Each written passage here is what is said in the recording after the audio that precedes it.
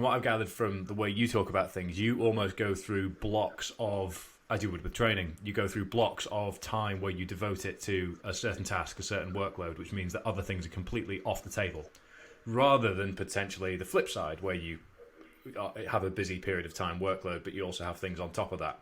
Am I right in saying that you almost periodize your work to get a task done, and then it's kind of all work, all play, back to work, rather than weaving the two as you go? Is that fair to say?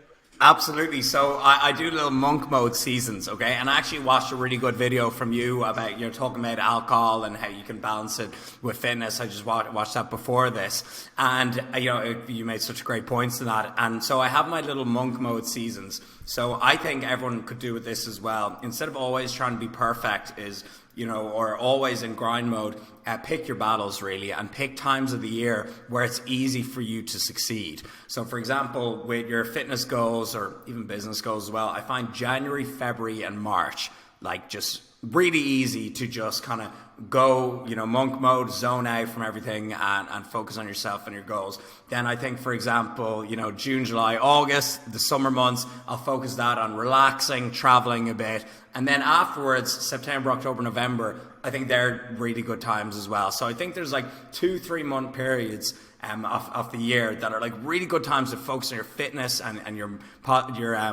fitness and your productivity goals. And then there's better times of the year when you relax a little bit. So I absolutely do.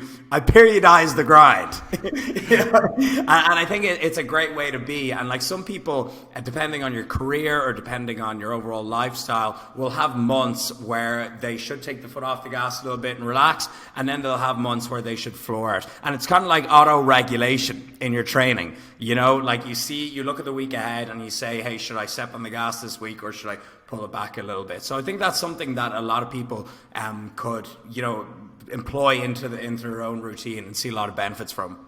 So there's two things there. First of all, it makes me snigger that the only month that you didn't mention was December, and I think, like myself, that's probably because it's the one month that we just don't talk about. So much mulled wine and mince pies that actually it's just a bit of a blur. Am I working? Am I training? Who really knows? It doesn't exist. The only month you didn't mention it. We'll just ignore that. We'll just forget about that one. But secondly, I'm kind of the same. But the one caveat I'll add is from my own experiences.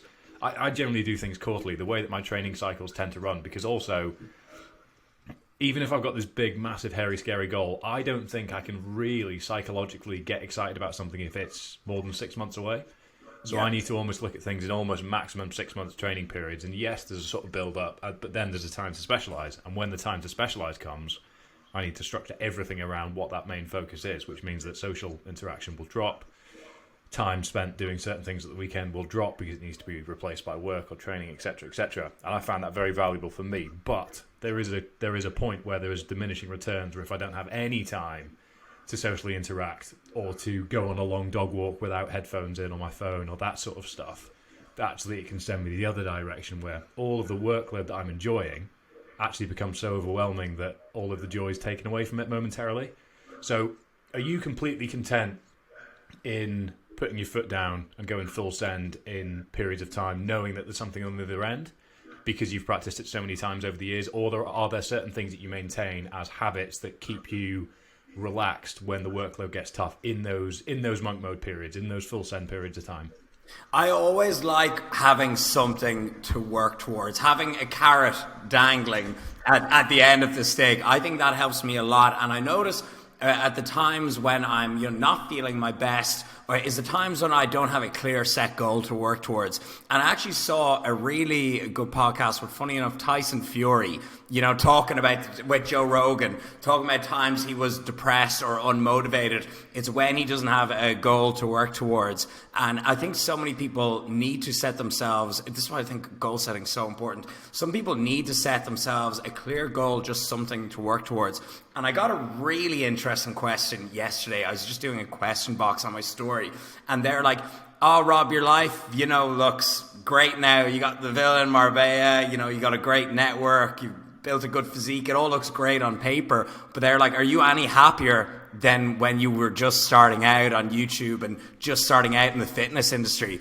And I really had to think about that, and I was like, no, no. I was like, I was just as happy working towards my first 5,000 subscribers as I am working towards like building a villa now. You know, like maybe I was actually happier just trying to get to 5,000. Don't ask that question. Don't ask that question. Exactly.